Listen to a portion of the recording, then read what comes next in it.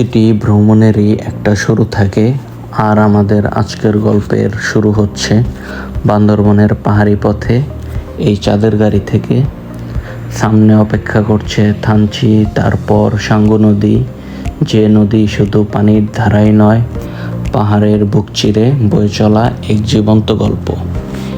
এই আঁকাবাঁকা পথ, একের পর এক পাহাড় আর কুয়াশা ছুঁয়ে যাওয়া বাতাস যেন বলে দিচ্ছে আমরা ধীরে ধীরে শহরের কোলাহল ছেড়ে প্রকৃতির আরো গভীরে প্রবেশ করছি।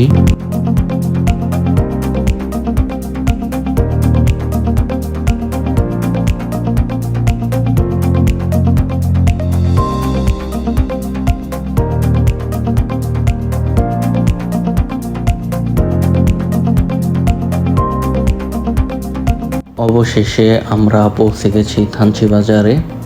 এখান থেকে শুরু হবে আমাদের ভ্রমণের পরবর্তী অধ্যায়। থানচি থেকে যদি তিন্দু, রেমাক্রি, নাফাখুম, আমিয়াখুম যেতে চান, তাহলে সাঙ্গু নদী দিয়ে নৌকায় যাত্রা করতে হবে। তবে নৌকায় ওঠার আগে একটি গুরুত্বপূর্ণ বিষয় হলো বিজিবির চেকপোস্টে আইডি কার্ড দিয়ে অনুমতি নিতে হবে।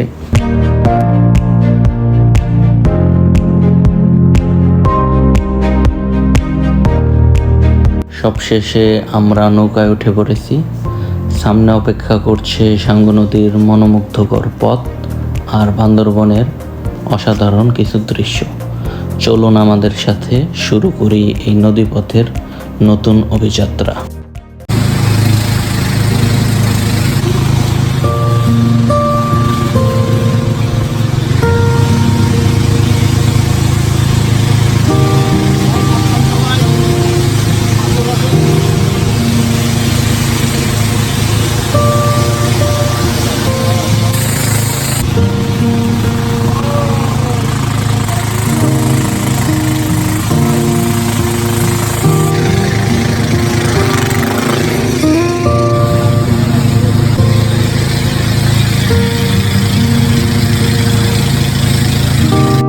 সাঙ্গু একটি পাহাড়ি নদী, তাই বছরের বেশিরভাগ সময়ই এখানে পানির স্রোত বেশ প্রবল থাকে। নদীর বিভিন্ন অংশে ছড়িয়ে আছে ছোট বড় অসংখ্য পাথর, যা নৌকা চলাচলকে অনেকটা চ্যালেঞ্জিং করে তোলে। অনেক সময় পানির নিচে থাকা পাথরের নৌকায় আটকে যেতে পারে, তাই এই নদীপথে নৌকা চালাতে মাঝিদের দক্ষতা ও অভিজ্ঞতা অনেক গুরুত্বপূর্ণ। আপনারা যারা এখানে আসবেন, নিরাপত্তাকে সবার আগে গুরুত্ব দিন। বিশেষ করে যারা সাঁতার জানেন না, তারা লাইফ জ্যাকেট পরে নৌকায় উঠবেন, আর নৌকায় দাঁড়িয়ে ছবি বা ভিডিও তুলতে ঝুঁকি নেবেন না।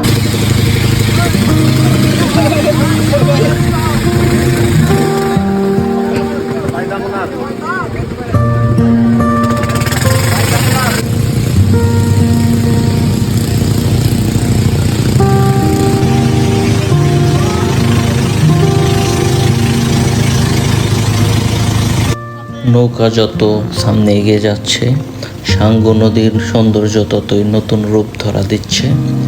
নদীর দুই পাশে মাথা উঁচু করে দাঁড়িয়ে আছে সবুজে মোড়ানো বিশাল পাহাড়, আর মাঝে মধ্যে নদীর বুকে ছড়িয়ে রয়েছে বড় বড় প্রাকৃতিক পাথর। এই পথের অন্যতম আকর্ষণ হলো রাজা পাথর। নদীর মাঝে বিশাল আকৃতির এই পাথরটি যেন বছরের পর বছর ধরে সাঙ্গুর প্রবাহকে নীরবে দেখছে। এর চারপাশ দিয়ে বয়ে চলা স্বচ্ছ পানির স্রোত আর পাহাড়ের নীরবতা মিলে তৈরি করছে এক অপূর্ব দৃশ্য। এখানে এসে মনে হয় প্রকৃতি যেন নিজের হাতে ধৈর্য নিয়ে এই সৌন্দর্যকে গড়ে তুলেছে।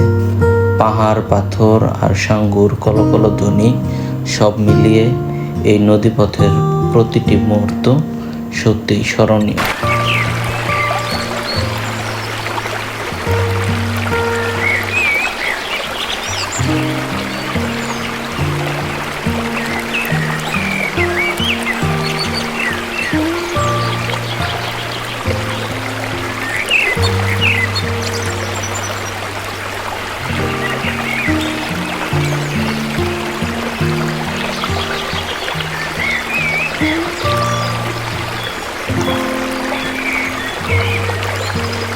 তিনদুর রাজাপাথর এলাকায় কিছুটা সময় কাটিয়ে আমরা আবার নৌকায় উঠে বসলাম। এবার আমাদের যাত্রা বাগের মুখের দিকে। আমাদের মূল পরিকল্পনা ছিল নাফাখুম আমিয়াখুম পর্যন্ত যাওয়ার, তবে কিছুদিন আগে নাফাখুম ঝর্ণার পানিতে ডুবে এক পর্যটকের মৃত্যুর ঘটনা ঘটায় স্থানীয় প্রশাসন নিরাপত্তার স্বার্থে সাময়িকভাবে সেখানে পর্যটকদের প্রবেশে নিষেধাজ্ঞা জারি করে।